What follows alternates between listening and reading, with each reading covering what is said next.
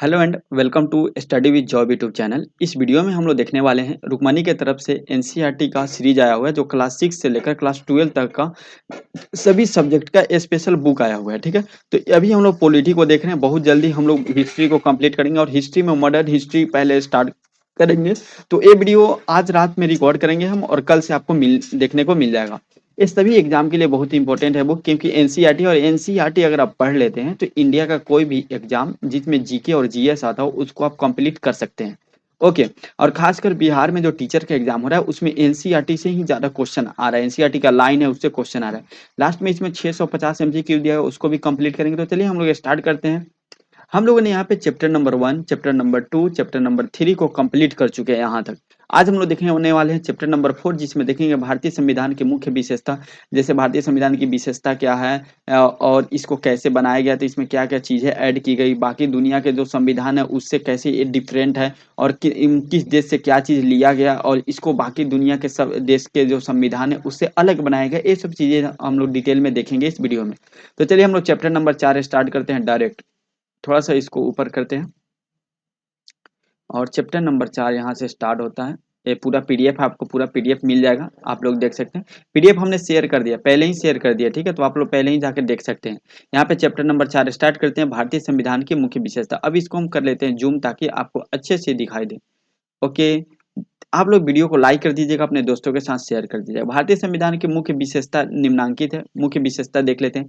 सबसे पहले ये दुनिया के सबसे बड़ी लिखित संविधान है। ओके। और विश्व का सबसे बड़ा संविधान भी है। सबसे बड़ी विशेषता संविधान का यही है कि विश्व का सबसे बड़ा संविधान है और लिखित संविधान है। इसमें क्या संसदीय शासन प्रणाली को ऐड किया गया है। हमारे संविधान में कौन सी प्रणाली की बात की गई है? संसदीय शासन प्रणाली की बात की गई है। और संगठनात्मक एवं एकात्मक व्यवस्था का समन्वय है इसके अंदर। स्थानीय स्वशासन एवं सहकारिता की बात की गई। स्थानीय स्वशासन मतलब क्या हुआ? ग्राम पंचायत की बात की गई है। जो हम ग्राम पंचायत होता है, नगर पालिका होता है, उसकी बात की गई। थोड़ा कठोर है और लचीला का समन्वय है। कठोर और लचीला दोनों है भारत के संविधान, और ये बीपीएससी में आया हुआ क्वेश्चन है। ठीक है, ये बहुत बहुत इंपॉर्टेंट क्वेश्चन है। जो भारत का संविधान कैसा है? कठोर है, लचीला है। तो कठोर एवं लचीला दोनों का समन्वय है। निर्माण क्रम में विभिन्न स्रोतों का अध्ययन किया गया। ठीक है, यानी जब इसका निर्माण किया जा रहा था तब बहुत सारे देशों के संविधान को क्या किया गया? अध्ययन करके इसमें बहुत सारी चीजें ऐड कर दी गई थी। एकीकृत एवं स्वतंत्र न्यायिक व्यवस्था की बात की गई है। धर्मनिरपेक्ष राज्य की बात करता है। बिल्कुल सही बात है, जो हमारा देश है धर्मनिरपेक्ष है। ठीक है, राज्य मतलब आप ये नहीं समझिएगा कि यहाँ पे बिहार, मिजोरम, यूपी की बात की जा रही है। राज्य मतलब एक संस्था, मतलब देश की बात की जा रही है। संपूर्ण प्रभुत्व संपन्न एक राज्य बनाता है भारत को, और लोकतांत्रिक गणराज्य बनाता है। वयस्क मताधिकार की बात की गई है। वयस्क मताधिकार मतलब कि क्या हुआ? एक एज सीमा बनाए बताया गया और उसी एज के ऊपर लोग मताधिकार कर सकते हैं। एकल नागरिकता की बात की गई है और मौलिक अधिकारों भी उपस्थित है। मौलिक कर्तव्यों का भी उल्लेख किया गया है। ठीक है, राज्य के नीति निदेशक तत्वों का भी उल्लेख किया गया, जो मेन मेन पॉइंट है। बाकी और दुनिया के संविधान से इसको डिफरेंट बनाता है। आपातकाल की उपबंध की गई है और विभिन्न स्वतंत्र निकायों की उपस्थिति की बात की गई। तो यहाँ पे टोटल जो हम लोग 18 हमारे संविधान की विशेषता को देखें, इस सभी विशेषताओं को अब हम लोग डिटेल में देखेंगे। यहाँ पे एक एक करके 18 तक हम लोग डिटेल में देखेंगे, और उसके बाद ये जो चैप्टर नंबर 4 है वो कंप्लीट हो जाएगा आप लोगों का। तो चलिए देखते हैं। सबसे पहले हमारा जो है लिखित संविधान है, इसका क्या मतलब हुआ? भारतीय संविधान लिखित संविधान का एक उदाहरण है। ओके। भारतीय संविधान का निर्माण के लिए एक संविधान सभा का गठन किया गया था, जो हम लोग पीछे देख चुके हैं। भारतीय संविधान एक विशिष्ट संविधान सभा द्वारा तैयार किया गया, अतः यह लिखित संविधान है। विश्व के संविधानों को लिखित एवं अलिखित श्रेणियों में बांटा गया है। विश्व के संविधान को किन श्रेणियों में? 2 श्रेणियों में बांटा गया, एक लिखित संविधान और दूसरा जो है अलिखित संविधान में बांटा गया है। ऐसे संविधान जिनका अस्तित्व परंपराओं एवं समय समय पर अधिनियमित विधानों के फलस्वरूप आया, उन्हें अलिखित संविधान बोलते हैं। यानी जो परंपरा पे संबंधित है, जो हमारे पुराने परंपरा है उससे रिलेटेड है, तो वो क्या हुआ? वो अलिखित संविधान हुआ। ठीक है, जिन संविधानों का निर्माण इस उद्देश्य के लिए गठित संविधान सभाओं से हुआ है, उन्हें लिखित संविधान कहते हैं। यानी जिस संविधान का गठन जो हुआ है वह किसी एक संविधान सभाओं के द्वारा हुआ है। उसका एक उद्देश्य होता है कि इस देश को लोकतांत्रिक बनाना है। उस उद्देश्य से उस संविधान का जब गठन किया, जो है उसका गठन किया जाता है, तो उसे लिखित संविधान कहते हैं, जो संविधान सभा के द्वारा लिखा जाता है। ब्रिटेन के संविधान अलिखित संविधान का उदाहरण है, जबकि अमेरिका का संविधान, भारत का संविधान लिखित संविधान का उदाहरण है। संयुक्त राज्य अमेरिका का संविधान विश्व का प्रथम लिखित संविधान है, जो 1789 में लागू हुआ था। देखिए, ब्रिटेन का जो संविधान है, ब्रिटेन का संविधान क्या है? अलिखित का उदाहरण है। और यूएसए, ठीक है, plus India, USA, India, Pakistan, ये सब का जो भी संविधान है ये सब क्या है? लिखित संविधान के अंतर्गत आता है। किसके? लिखित संविधान के अंतर्गत आता है। अमेरिका में जो सबसे पहला लिखित जो संविधान था यह कब लागू हुआ था? 1789 में लागू हुआ था। तो ये भी आप याद रखिएगा, 1789 में लागू हुआ था जो पहला लिखित संविधान है, इसलिए अमेरिका का पढ़ते हैं क्योंकि फर्स्ट है। सेकेंड हम लोग देख लेते हैं विश्व का सबसे बड़ा संविधान, ठीक है। भारतीय संविधान विश्व की लिखित संविधानों में सबसे बड़ा संविधान है। मूल संविधान में 22 भाग था, 395 अनुच्छेद और 8 अनुसूचियां थी। वर्तमान में अनुसूचियां की संख्या कितनी हो गई है? 12 हो गई है। वर्तमान में 25 भाग हो गए, ए बी ऐसे करके अगर इसको भी ऐड किया जाए तो 25 भाग हो गए, लेकिन मेन रूप में अभी 22 ही है। लगभग 470 अनुच्छेद हो गए और 12 अनुसूचियां हैं। क्रमांक के आधार पर भारतीय संविधान के भागों का अंतिम क्रमांक अभी भी 22वां ही है, तथा अनुच्छेद में अंतिम क्रमांक 395 ही है, ठीक है। तो जो मूल संविधान है, मूल संविधान अगर देखा जाए तो मेन संविधान में अभी भी 22 जो है वह 22 ही भाग है, और जो अनुच्छेद है 395 अनुच्छेद है, लेकिन अनुसूची 12 हो चुकी है। अब तक लगभग 20 अनुच्छेदों को हटाया गया है, जबकि लगभग 95 अनुच्छेदों को क्या किया गया? जोड़ा गया है इसमें। नेक्स्ट पॉइंट है, तो यहाँ पे आप एक याद रखिए, अभी तक कितने अनुच्छेद को हटाया गया है? 20, और कितने अनुच्छेद को जोड़ा गया? 95 अनुच्छेद को जोड़ा गया। अब तक संविधान से एक भाग को हटाया गया तथा संविधान में 4 भाग जोड़े गए हैं, ठीक है। एक भाग हटा दिया गया और 4 भाग और ऐड कर दिए गए हैं। संविधान के भाग 7 यानी 7वां संविधान संशोधन अधिनियम 1956 के द्वारा हटाया गया था। जो भाग 7 है इसको कब हटा दिया गया? 7वां भाग 7वां संविधान संशोधन 1956 के द्वारा हटाया गया था, याद रखिएगा। संविधान के भाग 4A, 9A, 9B, 14A ये जोड़े गए हैं। जो देखिए, हम लोग अभी ऊपर क्या पढ़े थे? एक भाग को हटाया गया, तो वह एक भाग कौन सा है? 7वां भाग है जिसको हटाएगा। 4 भाग ऐड किए गए, वो 4 भाग कौन सा है? 4A है, ठीक है, 9A, 9B है और फिर 14A है, ये जोड़े गए हैं। ओके, भाग 4A, ठीक है। संविधान के भाग 4A की बात की जाए तो मूल कर्तव्य जो है वो भाग 4A के अंतर्गत आता है, जो 42वां संविधान संशोधन अधिनियम 1976 द्वारा जोड़ा गया था। जो भाग 4A है यानी भाग भाग 4 क जो जोड़ा गया था, जो राज्य के नीति निर्देशक तत्व है हमारे संविधान के, वह मूल कर्तव्य उसके अंतर्गत आता है, जो 42वां संविधान संशोधन के द्वारा जोड़ा गया था। तो 4A के बारे में हम लोग देख लिए, किस समिति की सिफारिश पे? सरदार स्वर्ण सिंह समिति की सिफारिश पे जोड़ा गया था। अब 9A क्या है? जो 9A है, भाग 9A या नगर पालिका, जो 74वां संविधान संशोधन के द्वारा जोड़ा गया था 1992 में। 9A कब जोड़ा गया था? ओके, तो जो 4 जोड़ा गया था नया, उसमें से एक देख लिए 4A और 9A, ठीक है। जो 4A जोड़ा गया था 1976 में जोड़ा गया था, और 9A जो जोड़ा गया था 1992 में जोड़ा गया था 74वां संविधान संशोधन के द्वारा। भाग 9B का देख लेते हैं। यह एक सहकारी समिति है, जो 97वां संविधान संशोधन अधिनियम 2011 में इसको जोड़ा गया था, सहकारी समिति, ठीक है। अच्छा, सहकार, थोड़ा सा इसको उधर इधर कर लेते हैं, चलिए। ओके, फिर उसके बाद 14A जोड़ा गया था। 14A में क्या है? अधिकरण है, जो 42वां संविधान संशोधन 1976 के द्वारा ही जोड़ा गया था। तो ये जो 4 जोड़ा गया था उसको हम लोग देख लेंगे। अब है भारतीय संविधान में 4 अनुसूचियां को जोड़ा गया था। जो 9वीं अनुसूची, आप हम लोग देखें कि जो मूल संविधान था, मूल संविधान में कितने अनुसूचियां थी? 8 अनुसूचियां थी, ठीक है। तो अभी कितनी हो गई है? 12 हो गई है। तो 9वीं, 10वीं, 11वीं और 12वीं को क्या की गई थी? जोड़ी गई थी। ओके, तो यहाँ पे अगर हम देखेंगे तो वो जो 9वीं, 10वीं, 11वीं, 12वीं की जो जोड़ा गया था उसके बारे में अब हम लोग डिटेल में देख लेते हैं, ठीक है। सबसे पहले अगर हम देखेंगे 9वीं अनुसूची के बारे में, तो आप यहाँ पे देखिए, जो 9वीं अनुसूची है, जो प्रथम संविधान संशोधन के द्वारा 1951 में जोड़ा गया था। ओके, जो 10वीं अनुसूची है उसको 50वां संविधान संशोधन के द्वारा 1985 के द्वारा जोड़ा गया था, जो दल बदल विरोधी से संबंधित है, ठीक है। 9वीं अनुसूची जो किससे संबंधित है? भूमि सुधार से संबंधित है। किससे? भूमि सुधार से संबंधित है।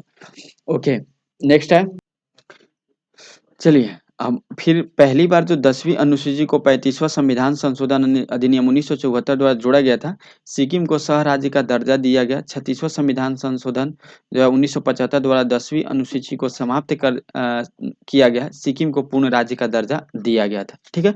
तो यहाँ पे देख लीजिएगा, ठीक है। तो पहली बार जो 10वीं अनुसूची को 35वां संविधान संशोधन के द्वारा जोड़ा गया था, फिर 36वां संविधान संशोधन के द्वारा इसको हटा दिया गया, और फिर 10वीं अनुसूची को ही 50वां संविधान संशोधन 1985 के द्वारा जोड़ा गया, लेकिन इस टाइम जो है वह अलग के कुछ दूसरे व्यू से जोड़ा गया था, और इस टाइम दल बदल विरोधी अधिनियम को लेकर जोड़ा गया था 10वीं अनुसूची। ओके। 11वीं अनुसूची की बात करें तो यह 73वां संविधान संशोधन 1992 के द्वारा जोड़ा गया था और ये बहुत इंपॉर्टेंट क्वेश्चन है, ये आता है एग्जाम में। 11वीं अनुसूची को कब जोड़ा गया था? 1992 में, जो 73वां संविधान संशोधन है उसके द्वारा जोड़ा गया था। और 12वीं अनुसूची जो है इसको 74वां संविधान संशोधन अधिनियम 1992 के द्वारा भी इसको जोड़ा गया था। और यह नगर निकाय से संबंधित है 12वीं अनुसूची। 11वीं अनुसूची जो है वो पंचायत से संबंधित था।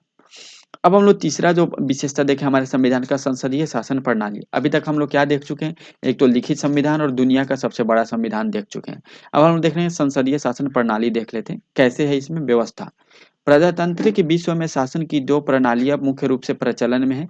एक संसदीय शासन प्रणाली और दूसरा जो है अध्यक्षात्मक शासन प्रणाली। ठीक है, यानी जो प्रजातांत्रिक यानी जो देश चलाने की दो अभी दुनिया में प्रचलित है, एक संसदीय और अध्यक्षात्मक एक शासन प्रणाली है, दो चल रही है। संसदीय शासन प्रणाली में कार्यपालिका विधायिका के प्रति सीधे उत्तरदायी होती है। संसदीय शासन प्रणाली में क्या होता है? जो कार्यपालिका होता है वह विधायिका के सीधे उत्तरदायी होता है। अर्थात संसदीय शासन प्रणाली कार्यपालिका एवं विधायिका के बीच समन्वय का एवं सहयोग के सिद्धांत पर आधारित है। ठीक है, यानी कार्यपालिका और विधायिका दोनों एक साथ मिल के और एक तरीके से जो है अपना काम करते हैं।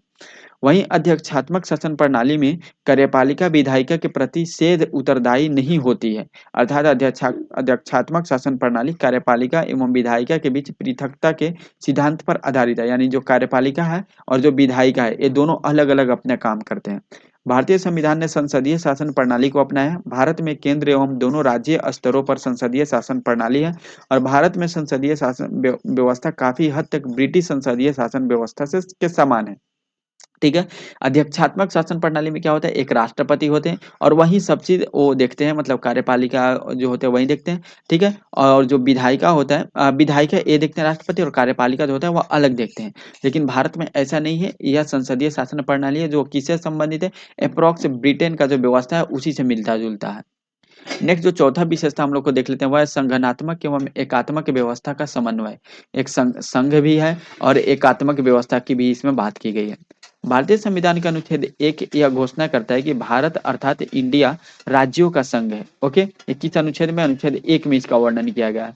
भारत में शासन मुख्य रूप से दो स्तरों, केंद्र स्तर एवं राज्य स्तर पर है। केंद्रीय विधायिका के साथ राज्य विधायिका तथा केंद्रीय कार्यपालिका के साथ राज्य कार्यपालिका की भी स्पष्ट एवं प्रभावकारी रूप से उपस्थिति है भारत में। ठीक है, भारतीय संविधान में शासन के विषयों का बंटवारा 3 सूचियों, संघ सूची, राज्य सूची और समवर्ती सूची में किया गया है। यानी शासन का जो विषय है, किस किस टॉपिक पे कौन कौन सा कानून बनाएगा, किस किस टॉपिक पे कौन काम करेगा, इसको 3 भागों में बांटा गया, संघ सूची, राज्य सूची, समवर्ती सूची। यह किस अनुसूची में दी गई है? यह 7वीं अनुसूची में दी गई है। भारतीय संविधान द्वारा शासन के स्तरों की उपस्थिति तथा शासन के विषयों का बंटवारा संगठनात्मक व्यवस्था को दर्शाता है। यानी ये जो व्यवस्था है, यानी जो भी संघ और राज्यों के बीच का जो शक्ति का बंटवारा है, यह किस व्यवस्था को दर्शाता है? यह संगठनात्मक व्यवस्था को दर्शाता है। भारतीय शासन व्यवस्था में अनेक उपबंधों द्वारा केंद्र द्वारा राज्य पर नियंत्रण स्थापित किया गया है। केंद्र की ऐसी नियंत्रणकारी शक्तियों के कारण एकात्मक शासन व्यवस्था का भी भारत में क्या दिखता है। नेक्स्ट है जो है भारतीय शासन व्यवस्था में अनेक उपबंधों द्वारा केंद्र द्वारा राज्य पर नियंत्रण स्थापित किया गया।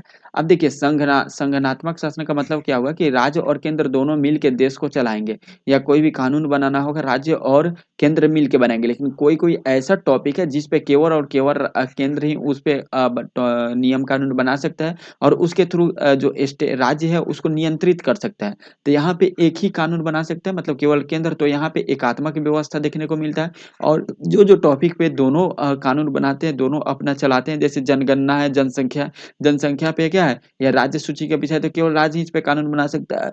ठीक है, लेकिन बहुत सारा विषय है जिस पे राज्य और केंद्र दोनों भी, बना सकते हैं, जो समवर्ती सूची के अंतर्गत जो भी विषय आता है उस पे। तो यहाँ पे क्या हुआ, यहाँ पे दोनों मिलकर काम करें तो यह संगठनात्मक व्यवस्था हो गया। तो भारत के संविधान में संगठनात्मक और एकात्मक दोनों व्यवस्था की बात की गई है। भारतीय संविधान द्वारा संगठनात्मक एवं एकात्मक दोनों विशेषताएं पाई जाती है। अतः भारतीय संविधान द्वारा प्रदत्त शासन व्यवस्था को संगठनात्मक एवं एकात्मक व्यवस्था का समन्वय कहा जाता है। ओके, नेक्स्ट है राज्य सूची के विषयों पर राज्य को विधायी एवं कार्यकारी सभी शक्तियों को के प्रदान किया जाना संगठनात्मक व्यवस्था को दर्शाता है। ठीक है, आप यहाँ पे देख लीजिए फिर से, राज्य सूची के विषयों पर राज्य की विधायी एवं कार्यकारी सभी शक्तियों को प्रदान किया जाना संगठनात्मक व्यवस्था को दर्शाता है, जबकि समवर्ती सूची के विषय पर केंद्र और उच्च प्राथमिकता मिलना तथा अवशिष्ट विषय पर केंद्र का अधिकार होना एकात्मक व्यवस्था के लक्षणों को दर्शाता है। आप समझ गए, जो अभी हम ऊपर बताएं वही चीज यहाँ पे लिखा हुआ है। इकहारी नागरिकता, राज्यपाल की नियुक्ति, आपातकाल, नए राज्य निर्माण, अखिल भारतीय सेवाएं, निर्वाचन आयोग, राज्य सूची पर भी संसद के द्वारा नियमों बनाने की शक्ति इत्यादि सभी उपबंध एकात्मक व्यवस्था का लक्षण है। यानी जो हम लोग का चुन निर्वाचन आयोग है, इस पे केवल और केवल किसका कंट्रोल रहता है? केंद्र का कंट्रोल रहता है। आपातकाल की स्थिति में किसका कंट्रोल रहता है? केवल केंद्र का कंट्रोल रहता है। नए राज्यों का निर्माण रहना है, इस पे भी किसका कंट्रोल है? केवल और केवल केंद्र का कंट्रोल है। और इकहारी नागरिकता पे किसका कंट्रोल है? नागरिकता पे भी केवल और केवल केंद्र का कंट्रोल है। तो यहाँ पे क्या हुआ? केवल और केवल इस सभी विषयों पर केंद्र कानून बना सकती है, तो यहाँ पे एकात्मक व्यवस्था देखने को मिलती है। नेक्स्ट है स्थानीय शासन एवं सहकारिता, यानी 5वां नंबर जो हम लोग का विशेषता है उसको देख लेते हैं। भारतीय संविधान द्वारा शासन के विकेंद्रीकरण के उद्देश्य से स्थानीय शासन के लिए उपबंध उपलक्ष्य कराए गए हैं। स्थानीय शासन के उद्देश्य से पंचायत, राज्य एवं नगर निकायों का उपबंध है। सहकारिता की अवधारणा को धरातल पर लाने के लिए भारतीय संविधान में सहकारी समितियों से संबंधित उपबंध किए गए हैं। ठीक है, नेक्स्ट पॉइंट हम लोग देख लेते हैं। यहाँ पे वही 5वां नंबर जो है वही, तो यहाँ पे 5वां नंबर खत्म हो गया। यहाँ पे आप देख सकते हैं, यानी शासन को अच्छे तरीके से चलाने के लिए क्या किया गया है? शासन को अच्छे तरीके से चलाने के लिए इसको विकेंद्रीकरण किया गया है, यानी स्थानीय स्वशासन की व्यवस्था की गई है। और जैसे स्थानीय स्वशासन में हमने स्टार्टिंग में बता दिए थे क्या, तो पंचायत जो ग्राम पंचायत है और नगर निकाय है यानी नगर निगम, उसकी बात की गई है। नेक्स्ट हम लोग देख लेते हैं छठा नंबर। छठा नंबर हम लोग देख लेते हैं यहाँ से थोड़ा सा फिर से। चलिए, अब छठा नंबर जो विशेषता हमारे संविधान का है वह थोड़ा कठोर भी है और थोड़ा सा लचीला भी है। कठोर और लचीला का समन्वय है हमारा संविधान। संविधान में संशोधन करने की प्रक्रिया के आधार पर किसी संविधान को कठोर या अनमन तथा लचीला या नम्र श्रेणी में रखा जाता है। ऐसा संविधान जिसमें संशोधन की प्रक्रिया जटिल होती है उसे कठोर संविधान कहते हैं।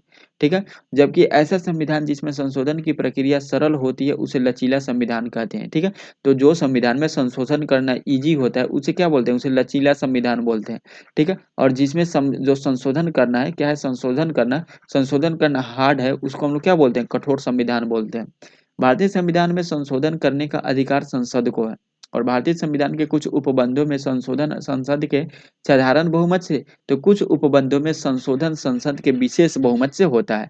यानी जो विशेष बहुमत से होता है वो थोड़ा सा हार्ड है, तो यानी यहाँ पे कठोर भी, कठोर जो है वो कठोर हो गया, कठोर संविधान हो गया। लेकिन कई जो बहुत सारे ऐसे संशोधन है, टॉपिक है जिस पे संशोधन करना साधारण बहुमत से भी हो सकता है, तो यहाँ पे क्या है? यहाँ पे लचीला थोड़ा सा यहाँ पे जो है वह ईजी है, तो यहाँ पे लचीला संविधान का निर्माण करते हैं। तो भारत का जो संविधान है कठोर और लचीला दोनों है। ठीक, जबकि कुछ उपबंधों में संसद के विशेष बहुमत से एवं कम से कम आधे राज्य विधानमंडलों के साधारण बहुमत से पारित हो सकता है। ठीक है, तो आप समझ गए, जो अभी हम ऊपर बताए वही चीजें इसमें दी गई है। नेक्स्ट पॉइंट है, संसद भारतीय संविधान के किसी भी भाग में संशोधन कर सकती है, लेकिन ऐसे संशोधन से संविधान की आधारभूत संरचना प्रभावित नहीं होनी चाहिए। ठीक है, ये पॉइंट जो है वह केशवानंद भारती केस में बताया गया था। भारतीय संविधान में उल्लेखित संशोधन प्रक्रियाओं के आधार पर ही कहा जाता है कि भारतीय संविधान कठोर एवं लचीला प्रकृति का समन्वय है। नेक्स्ट हम देख लेते हैं 7वां नंबर पॉइंट, निर्माण क्रम में विभिन्न स्रोतों का अध्ययन। ठीक है, क्या है? निर्माण क्रम में जो है वो विभिन्न स्रोतों का अध्ययन किया गया था, उसके बारे में देख लेते हैं, जो 7वां नंबर विशेषता है हमारे संविधान का। संविधान बनाने के क्रम में संविधान सभा ने विश्व के अनेक संविधानों का अध्ययन किया। विभिन्न संविधानों की ऐसी बातें जो भारत के लिए सही प्रतीत हुई, उन्हें संविधान सभा ने भारतीय संविधान में शामिल किया। भारतीय संविधान पर सर्वाधिक प्रभाव भारत शासन अधिनियम 1935 का पड़ा, अतः भारत शासन अधिनियम 1935 को भारतीय संविधान का सबसे बड़ा स्रोत भी कहा जाता है। ठीक है, क्योंकि उसमें भी आप देख रहे थे जो संघ सूची, राज्य सूची, समवर्ती सूची उसमें भी था, उसमें भी 12 अनुसूची आती है, ये सब चीजें उसमें भी था। ठीक है, भारतीय संविधान के विभिन्न स्रोतों एवं संबंधित विषयों के निम्न रूप से है, यानी किस देश के संविधान से क्या क्या चीजें लिया गया वो चीजें हम लोग देख लेते हैं। ब्रिटिश के संविधान से क्या क्या लिया गया? संसदीय शासन प्रणाली ब्रिटेन से लिया गया, जो ऊपर हम लोग देख चुके हैं। एकल नागरिकता, ये भी हम लोग ब्रिटेन से लिए हैं। विधि का शासन, ये भी ब्रिटेन से लिए हैं। विधि के समक्ष समानता, ये भी ब्रिटेन से ही लिए हैं।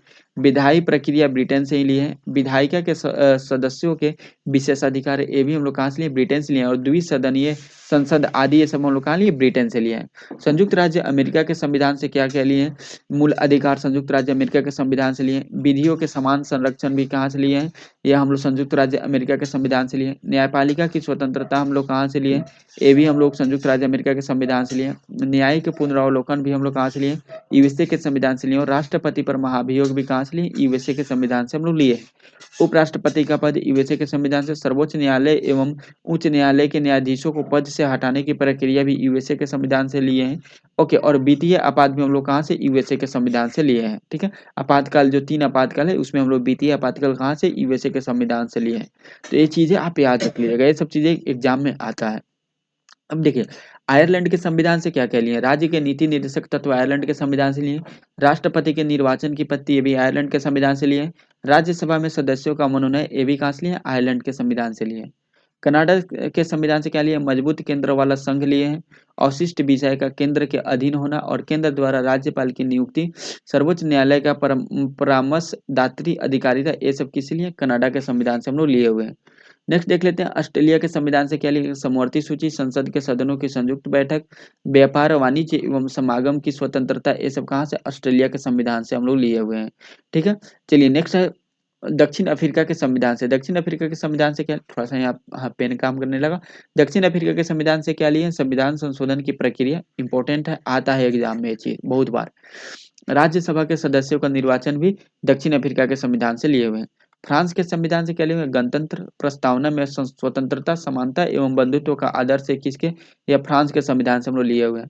जर्मनी के संविधान से क्या लिए हुए, मौलिक अधिकार, निलंबन संबंधित आपात उपबंध, जर्मनी के संविधान से लिए हुए हैं। जापान के संविधान से क्या लिए, विधि द्वारा स्थापित प्रक्रिया भी जापान के संविधान से हम लोग लिए हुए हैं। नेक्स्ट है सोवियत संघ के संविधान से। सोवियत संघ के संविधान से क्या लिए हुए, मौलिक कर्तव्य, प्रस्तावना में न्याय का आदर्श, ये सब किससे लिए हुए, सोवियत संघ के संविधान से हम लोग लिए हुए हैं। ठीक है, नेक्स्ट पॉइंट हम लोग देख लेते हैं।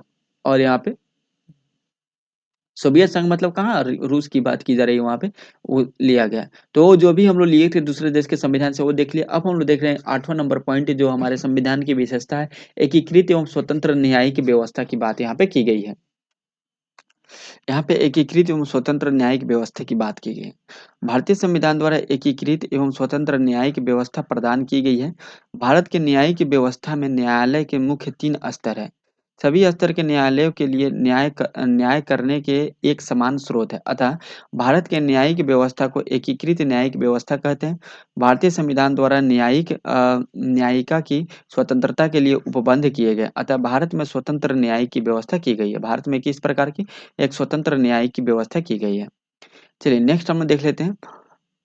और 3 स्तर पे जो है वो आपको पता है, एक जो है वो एक डिस्ट्रिक्ट में होता है, ठीक है, डिस्ट्रिक्ट, और एक हाई होता है, मतलब एक सिविल कोर्ट होता है, एक हाई कोर्ट होता है, एक सुप्रीम कोर्ट होता है। ठीक है, 3 प्रकार की न्याय की व्यवस्था की गई है। नेक्स्ट है 9वां नंबर, धर्मनिरपेक्ष राज्य बनाता है भारत को। आप जैसे देखिए यहाँ पे कुछ देश है, पाकिस्तान है, बांग्लादेश है, कि हम यह एक मुस्लिम कंट्री है, यानी इसमें मुस्लिम शासन ज़्यादा चलते हैं, मुसलमानों के लिए ज़्यादा प्राथमिकता दी जाती है। लेकिन हमारा भारत का संविधान धर्मनिरपेक्ष है, किसी भी कोई भी यहाँ भारत का अपना धर्म नहीं है। तो ये एक अलग विशेषता है भारतीय संविधान की। भारतीय संविधान की प्रस्तावना से लेकर अन्य विभिन्न उपबंधों द्वारा धर्मनिरपेक्ष को घोषित किया गया है। भारत में धर्मनिरपेक्षता का अर्थ है राज्य का अपना कोई धर्म नहीं होगा। शासन द्वारा सभी धर्मों को समान आदर एवं समान संरक्षण प्रदान किया जाएगा। ये एक विशेष व्यवस्था है हमारे संविधान का। नेक्स्ट है 10वां नंबर, संपूर्ण प्रभुत्व संपन्न राज्य। भारतीय संविधान के प्रस्तावना में ही भारत के संपूर्ण प्रभुत्व संपन्न राज्य घोषित किया गया। इसका मतलब क्या हुआ, प्रभुत्व संपन्न का अर्थ होता है, यहाँ पे पेन थोड़ा सा वर्क, हाँ चलिए वर्क करने लगा, कभी कभी टेक्निकल इशू हो जाता है। प्रभुत्व संपन्न का अर्थ होता है किसी भी बाहरी शक्ति के अधीन नहीं है। भारतीय संविधान अपने उपबंधों द्वारा भारत को तथा इसके शासन व्यवस्था को संपूर्ण प्रभुत्व संपन्न बनाता है। ठीक है, यानी भारत जो है वह किसी भी बाहरी शासन के अंतर्गत अभी वर्तमान में नहीं है, जो भी करता है खुद करता है। यानी भारत के संविधान द्वारा ही भारत को चलाता है, इसमें बाहरी किसी भी कंट्री का, किसी भी संविधान का या किसी का भी कोई रोल नहीं है। यानी प्रभुत्व संपन्न है, खुद से संपन्न है, ये इसका मतलब यह हुआ। नेक्स्ट है 11 नंबर क्वेश्चन, बोला लोकतांत्रिक गणराज्य। लोकतांत्रिक गणराज्य कैसे है? भारतीय संविधान की प्रस्तावना में ही भारत को लोकतांत्रिक गणराज्य घोषित किया गया है। भारतीय संविधान ने अपने उपबंधों द्वारा भारत के शासन व्यवस्था में प्रत्येक स्तर पर लोकतांत्रिक प्रक्रिया को स्थापित किया है तथा शासन की प्रक्रिया में लोकतांत्रिक मूल्यों को समाहित किया है। भारत के सर्वोच्च पद पर आसीन व्यक्ति को भी निर्वाचित होता है, अतः भारत का लोकतांत्रिक गणराज्य है। मतलब क्या हुआ, जो होता है इसमें ये बात की गई कि भारत का जो है वो लोकतांत्रिक गणराज्य, यानी लोग का शासन चलता है। छोटे से छोटे स्तर पे से भी लोग ऊंचे से ऊंचे पोस्ट पे जा सकते हैं। मतलब आप बेस्ट एग्जांपल दे सकते हैं, चाय बनाने वाला आदमी भी प्रधानमंत्री बन सकता है, ये इसका बेस्ट एग्जांपल है। नेक्स्ट है 12 नंबर, वयस्क मताधिकार की बात की गई है। ठीक है, भारत में स्थानीय स्वशासन के निकायों, राज्य विधायिका के प्रथम सदन एवं केंद्रीय विधायिका के प्रथम सदन के निर्वाचनों में वयस्क मताधिकार यानी न्यूनतम आयु आयु फिक्स है 18 वर्ष, यानी वयस्क जब लोग हो जाते हैं तब उसको मताधिकार करने का अधिकार दी गई है। ये भी एक विशेषता है भारतीय संविधान की। ठीक है, भारतीय संविधान द्वारा स्थापित किया गया है। भारत जैसे बड़े देश में वयस्क मताधिकार स्थापित करना भारतीय संविधान की विशेषताओं में से एक महत्वपूर्ण विशेषता है। ठीक है, चलिए नेक्स्ट पॉइंट हम लोग देख लेते हैं 13 नंबर, एकल नागरिकता की बात की गई है। भारतीय संविधान द्वारा भारत में एकल नागरिकता प्रदान किया गया है। भारत में नागरिकता सिर्फ देश के नाम से ही दिया जाता है, राज्य के नाम से नागरिकता नहीं दिया। जैसे यूएसए में क्या होता है, यूएसए का आपका एक अलग नागरिकता होगा और यूएसए में एक जैसे हुस्टन एक स्टेट है, तो हुस्टन का भी आपको एक अलग नागरिकता होगा, तो दो नागरिकता की वहां पे हो गई है। भारत में ऐसा नहीं है, भारत में एक ही नागरिकता है जिसपे भारत लिखा रहेगा। ठीक है, तो नागरिकता नहीं दिया जाता। नागरिकता केंद्रीय सूची का विषय है, इस पर राज्य का कोई अधिकार नहीं होता है। भारतीय संविधान का एकल नागरिकता ही अवधारणा भारत को मजबूत संघ के रूप में स्थापित करने का एक प्रमुख तत्व है। ठीक है, यानी ये सबसे बेस्ट विशेषता है कि भारत को एक मजबूत संपन्न यानी मजबूत देश बनाता है इसकी एकल नागरिकता। 14 नंबर क्वेश्चन है, मौलिक अधिकारों की उपस्थिति। भारतीय संविधान अपने प्रत्येक नागरिक को उसके पूर्ण व्यक्तित्व विकास के लिए कुछ आधारभूत अधिकारों को प्रदान करता है, जिसे मौलिक अधिकार शीर्षक के रूप में रखा गया है। मौलिक अधिकारों की उपस्थिति भारत के शासन व्यवस्था को संविधान के आदर्शों के अनुरूप बनाता है, अतः यह भारतीय संविधान की एक प्रमुख विशेषता है। कौन सा? मौलिक अधिकार। जो मौलिक अधिकार है, यह हम लोग को एक मौलिक अधिकार प्रदान है और अपने हक के लिए हम लोग कुछ भी कर सकते हैं। आज हम जो भी पढ़ा रहे हैं, आप पढ़ रहे हैं, इंटरनेट यूज कर रहे हैं या कुछ भी यूट्यूब पे आप शॉर्ट्स देख रहे हैं या इंस्टा पे रील्स देख रहे हैं, ये सब एक तरह के से मौलिक अधिकार के अंतर्गत आता है। ठीक है, तो आप ये चीज समझिए, ये सब भी एक हम लोग का मौलिक अधिकार है। आप चल रहे हैं, आप बोल रहे हैं, आप मूवी देख रहे हैं, हॉल में जा रहे हैं, ठीक है, ये सब मौलिक अधिकार है हम लोगों का।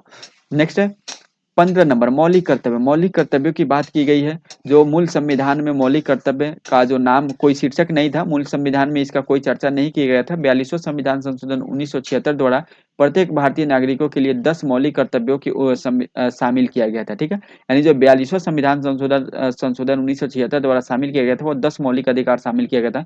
फिर क्या हुआ, 86वां संविधान संशोधन 2002 द्वारा एक मौलिक कर्तव्य बढ़ाएगा। फलतः वर्तमान में मौलिक कर्तव्यों की कुल संख्या कितना है? 11 है। इसको किसने 86वां संविधान संशोधन के द्वारा 11वां जो जोड़ा गया था 2002 में, 11वां मौलिक कर्तव्य। और मौलिक कर्तव्य शीर्षक से भारतीय नागरिकों के राष्ट्र हित में कुछ आचरणों की अपेक्षा करता है। यानी मौलिक कर्तव्य में क्या-क्या आता है कि आपके देश की जो है अखंडता को आपको बनाए रखने है, आपका कर्तव्य बनता है। हमारा जो तिरंगा है उसका सम्मान करना आपका कर्तव्य बनता है। जो आपके बच्चे हैं उसको स्कूल भेजना ये आपका कर्तव्य है। यानी अगर वो पढ़ेगा तो फिर आगे चल के देश के लिए विकास करेगा। तो ये आपका कर्तव्य बनता है, आपका मौलिक कर्तव्य है कि आप अपने बच्चे को स्कूल भेजिए और बच्चे को शिक्षा देना ये, और शिक्षा पाना आपका मौलिक अधिकार भी है। ठीक है? तो ये चीज़ें इसमें बात की गई है। और मौलिक कर्तव्य जो है वो किस देश के संविधान से लिया गया था? रसिया के संविधान से लिया गया था। सरदार स्वामी समिति की सिफारिश 42वां संविधान संशोधन 1976 द्वारा ऐड किया गया था। ये चीज हम लोग ऊपर देख चुके हैं। 16 नंबर जो पॉइंट है, राज्य की नीति के निर्देशक तत्व के बारे में इसमें बात की गई है। जो भारतीय संविधान है शासन को लोक कल्याणकारी प्रकृति प्रदान करने के उद्देश्य से राज्य की कुछ अपेक्षाएं करता है, जिन्हें राज्य के नीति निर्देशक तत्वों के रूप में स्थापित किया गया है। यानी बहुत सारी जरूरतें हैं जो अभी भारत प्रदान नहीं कर सकता, यानी जो केंद्र है या देश जो है वह आपको बहुत सारे जरूरतों को पूरा नहीं कर सकता है, लेकिन राज्य के नीति निर्देशक तत्वों में ये लिखा गया है कि केंद्र या राज्य या कोई भी संस्था आगे चल के आपको प्रदान कर सकती है वो चीजें, हमारे पास जब उपलब्ध होगी तब। ठीक है, अभी नहीं है तो नहीं दे सकती है, मतलब आप इसके लिए लड़ नहीं सकते कि हमको ये चीजें चाहिए ही चाहिए। ठीक है, तो ये चीजें की इसमें बात की गई राज्य के नीति निदेशक तत्वों में। जो 17 नंबर विशेषता है हमारे संविधान के आपात उपबंध, आपात स्थितियों से निपटने के लिए भारतीय संविधान के कुछ उपबंधों का धारणा करता है, जिन्हें आपात उपबंध के रूप में भी जानते हैं। आपातकाल की बात की गई है हमारे संविधान में, ठीक है, जो 300 अनुच्छेद 352 अनुच्छेद 356 और अनुच्छेद 360 में इसकी चर्चा की गई है, ठीक है। चलिए नेक्स्ट 18वां नंबर क्वेश्चन, भारतीय स्वतंत्र निकायों की उपस्थिति। भारत के शासन में केंद्रीय विधायिका, राज्य विधायिका, राष्ट्रपति, उपराष्ट्रपति, राज्यपाल, केंद्रीय मंत्रिपरिषद, राज्य मंत्रिपरिषद, सर्वोच्च न्यायालय, उच्च न्यायालय, अधीनस्थ न्यायालय के अतिरिक्त कई स्वतंत्र निकायों को भी भारतीय संविधान द्वारा स्थापित किया गया है। यानी जो भी राष्ट्रपति है वो भी एक स्वतंत्र निकाय है, जो राज्य की विधायिका है भी स्वतंत्र निकाय है, अपना खुद का कानून बना सकते हैं, मतलब किसी का प्रेशर इन लोगों पे नहीं रहता, या कि लोग किसी के अंडर में रह के काम नहीं करते हैं। तो ये चीज एक स्वतंत्र जो है वह निकाय की जो है वह स्थापित कर सकते हैं कि एक स्वतंत्र निकाय है हमारे देश में। जैसे सर्वोच्च न्यायालय, सर्वोच्च न्यायालय ऐसा नहीं है कि प्रधानमंत्री के अंदर में है, राष्ट्रपति के अंडर में है, ठीक है, वो अपना कानून खुद सुना सकते हैं। राष्ट्रपति अगर किसी को क्षमा करना है तो क्षमा कर सकते हैं, नहीं करना है तो नहीं कर सकते हैं। ये किसी के प्रेशर में नहीं है, किसी के अंडर में रह के काम नहीं करते, यानी स्वतंत्र निकाय की उपस्थिति जो है यह हमारे भारतीय संविधान की भी एक प्रमुख विशेषता की बात की गई है, ठीक है। चलिए यहाँ पे कुछ और भारतीय संविधान की विशेषता दी गई है, इसको देख लेते हैं। जैसे भारत के जो भाग है, जो हम लोग 22 भाग पढ़े और उससे संबंधित जो भी विषय है और जो भी अनुच्छेद उसके अंतर्गत आते हैं उसको अभी हम लोग देख लेते हैं इस 22 भाग में। फिर अनुसूचियों एवं का संक्षिप्त विवरण देखेंगे, जो हमारे जो 12 अनुसूचियाँ है उसको देखेंगे। फिर अभी हम लोग देखने वाले जो हमारे संविधान के 8वीं अनुसूची में 22 भाषा है उसको देखेंगे, और जो तीनों अनुसूचियाँ है, संघ सूची, राज्य सूची और समवर्ती सूची, इसको अभी हम लोग देखने वाले हैं। तो चलिए हम यहाँ पे स्टार्ट करते हैं, ये सब जल्दी जल्दी खत्म हो जाएगा। जो भारतीय संविधान का भाग है, भाग 1 में किसकी बात की गई है, संघ एवं उसका राज्य क्षेत्र की बात की गई है। जो उससे किससे एक अनुच्छेद किससे, अनुच्छेद 1 से 4 तक का इसमें वर्णन किया गया है। जो भाग 2 है, भाग 2 नागरिकता की बात करता है, जिसमें अनुच्छेद कितना से 5 से 11 अनुच्छेद की बात की गई। भाग 3 में मूल अधिकार की बात की गई है, भाग 3 में मूल अधिकार की बात की गई जो 12 से 35 तक है। और भाग 4 में राज्य के नीति निर्देशक तत्व की बात की गई है, जो 36 से 51 अनुच्छेद के अंतर्गत आता है। फिर भाग 4 क में, भाग 4 क में किसकी बात की गई है, मूल कर्तव्य की बात की गई है, जो 51 क से 51 ए के अंतर्गत आता है।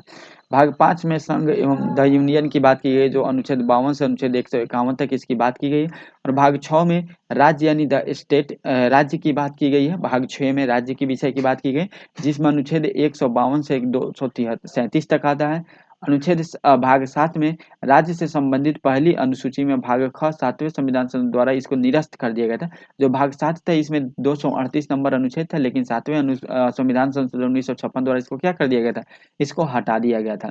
जो जो क्वेश्चन है किस भाग को हटाया गया था, ये अभी जो बिहार एसआई का एग्जाम हुआ था, किसका, बिहार एसआई का जो एग्जाम हुआ था इसको हटा दिया गया था। इसको इसमें एक क्वेश्चन आया हुआ था भाग 7 का कि किस भाग को हटा दिया गया था। नेक्स्ट हम देख लेते हैं 8वां नंबर भाग में केंद्र शासित प्रदेश की बात की गई है, जिसमें अनुच्छेद 239 से लेकर 242 तक की बात की गई है। जो 9 नंबर है, भाग 9 नंबर, इसमें पंचायत की बात की गई है, जो अनुच्छेद 243 से 243 ओ तक की बात की गई है। फिर 9 का जो बाद में जोड़ा गया था, इसको नागरपालिका से संबंधित बात की गई है, और इसमें क्या है, इसमें 243 पी से 243 से जेड जी तक इसकी चर्चा की गई है। 9 ख जो सहकारिता समिति से संबंधित है, सहकारी समिति से 243 जेड ज से जेड एच से 243 जेड टी का इसकी चर्चा की गई है। जो यहाँ पे 10वां भाग है, यह अनुसूची और जनजातीय क्षेत्र से संबंधित है, जो 244 से 244 क तक इसकी बात की गई है। 11वां भाग जो है वह संघ और राज्यों के मध्य संबंध से एवं विधायिका एवं प्रशासनिक से संबंधित बात की गई, जो अनुच्छेद 245 से लेकर 263 तक इसमें बात की गई है। जो 12वां नंबर भाग है, यह बीज संपत्ति संविदाएं और वाद से संबंधित है, जो 264 से 301 क तक इसकी बात की गई है। 13 नंबर जो भाग है, यह भारत के राज्य क्षेत्र के भीतर व्यापार, वाणिज्य एवं समागम से संबंधित, जो अनुच्छेद 301 से 307 तक की बात की गई है। जो 14 नंबर जो भाग है, इसमें संघ एवं राज्यों के अधीन सेवाओं से संबंधित है, जो अनुच्छेद 308 से 323 तक इसकी बात की गई है। और जो 14 ए भाग बाद में ऐड किया गया था, जो अधिकरण ऐड किया गया था, इसको 323 क से 323 ख यानी 323 ए से 323 बी इस अनुच्छेद इसके अंतर्गत आता है। जो 15वां नंबर भाग है, इसमें निर्वाचन से संबंधित है और इम्पोर्टेंट क्वेश्चन है, एग्जाम में आता है। जो 324 से 329 अनुच्छेद इसके अंतर्गत आते हैं। 16 नंबर भाग के अंतर्गत कुछ वर्गों के संबंध में विशेष उपबंध की बात की गई है, जो 330 से 342 तक आता है। 330 से 342 क तक किसके अंतर्गत अनुच्छेद आता है। 17 नंबर भाग राज्यसभा की बात करता है, जो 343 से 351 अनुच्छेद तक बात करता है, ठीक है। और जो 18 नंबर भाग है, यह आपात उपबंध यानी इमरजेंसी की बात करता है, जो अनुच्छेद 352 से लेकर 360 तक इसमें के अंतर्गत इसमें बात की गई है आपात उपबंध की। जो अनुच्छेद जो भाग 19 है, यह प्रकीर्णन यानी मिसलेनियस इसमें बात की गई है, जो अनुच्छेद 361 से लेकर 367 तक इसमें बात की गई है। भाग 20 में संविधान संशोधन से बात किया गया, जो अनुच्छेद 368 इसके अंतर्गत आता है, एक ही अनुच्छेद है 368। जो भाग 21 है, यह अस्थायी संक्रमणकालीन और विशेष उपबंध की बात करता है, जो अनुच्छेद 369 से 392 तक की इसके अंतर्गत आता है। अनुच्छेद 22 जो है वह संक्षिप्त नाम प्रारंभ हिंदी में प्राधिकृत पाठ और निरसरण की बात की गई है और भाग 22 में, और जो 393 से 395 अनुच्छेद तक आता है। तो यहाँ पे टोटल 22 भाग और 395 अनुच्छेद को कैसे डिवाइड किया गया हमारे संविधान में, इसको देख लिया। अब हम लोग अनुसूची देख लेते हैं, जो भारतीय संविधान में अनुसूची है। पहली अनुसूची में राज्य एवं राज्य क्षेत्र की बात की गई है, जिसके अंतर्गत अनुच्छेद 1 से 4 आते हैं। दूसरी अनुसूची में राष्ट्रपति, राज्यपाल, लोकसभा विधानसभाओं के अध्यक्ष, उपाध्यक्ष, राज्यसभा विधान परिषदों के सभापति, उपसभापति, सर्वोच्च न्यायालय, उच्च न्यायालय के न्यायाधीश, भारत के नियंत्रक, महालेखा परीक्षक पदाधिकारियों के वेतन, भत्तों एवं पेंशन आदि से जुड़े बात की, यानी वेतन और भत्ता पेंशन से बात की गई है दूसरी अनुसूची में। और इसमें अनुच्छेद आता है 59, 3, 65, 3, 75, 6, 97, 125, 148, 3, 158, 3, 164, 5 और 186 और 221 इसके अंतर्गत आता है। जो तीसरी अनुसूची है, इसमें किसकी बात की गई है, संघ एवं राज्य मंत्री, संसद और जो भी चुनाव प्रत्याशी, उच्चतम न्यायालय के न्यायाधीश, भारत के नियंत्रक, महालेखा परीक्षक, सभी के शपथ से बात की गई। तो जहाँ शपथ की बात है, वो तीसरी अनुसूची इसके अंतर्गत आता है। और इसमें जो अनुच्छेद आता है 75, 4, 84, 99, 124, 6, 148, 2, 164, 3, 173, 188 और 219। चौथी अनुसूची जो है, यह राज्य एवं संघ राज्य क्षेत्र के राज्यसभा में संसाधनों का आवंटन से संबंधित है। यहाँ पे अनुच्छेद याद करना है, इसका जरूरी नहीं है, ठीक है। ये आप अनुसूची और किस चीज से संबंधित है याद कीजिए, केवल यही आता है। पांचवी अनुसूची जो है, वह अनुसूचित क्षेत्रों एवं अनुसूचित जनजातियों के प्रशासन तथा नियंत्रक से जुड़े उपबंध की बात करती है।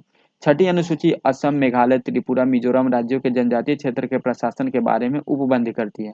सातवीं अनुसूची जो है, संघ सूची, राज्य सूची, समवर्ती सूची तथा उनमें निहित विषयों का उल्लेख है। आठवीं अनुसूची में मान्यता प्राप्त 22 भाषाओं के नाम दिए गए हैं। नौवीं अनुसूची में इसमें भूमि सुधार, जमींदारी उन्मूलन से संबंधित अधिनियम, नियम, विनियमन आदि जिन्हें न्यायिक पुनरावलोकन से बचाने के लिए इसमें सम्मिलित किया गया था। 10वीं अनुसूची जो है, वह दल परिवर्तन के आधार पर निरहरता के बारे में उपबंध करता है।